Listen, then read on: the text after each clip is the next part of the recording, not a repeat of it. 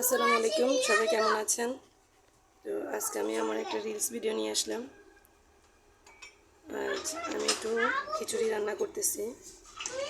এখানে আমি সিদ্ধ চাউল, আলু এবং বুটের ডাল দিয়েছি। তো বলতে পারেন এটা একটা নর্মাল খিচুড়ি। তো আপনাদের কার কার প্রায় সময় এমন খিচুড়ি খেতে মন চায় আমাকে কমেন্টে জানাবেন। কারণ অনেকেই আছে হঠাৎ করে দেখা যায় যে এমন বিভিন্ন জিনিস খেতে মন চায়। আমার প্রায় সময় প্রায় কিছু এরকম হঠাৎ হঠাৎ মন চায়, যে কোনো প্ল্যান প্রোগ্রাম থাকে না, তো হঠাৎই আমি এগুলো করে ফেলি।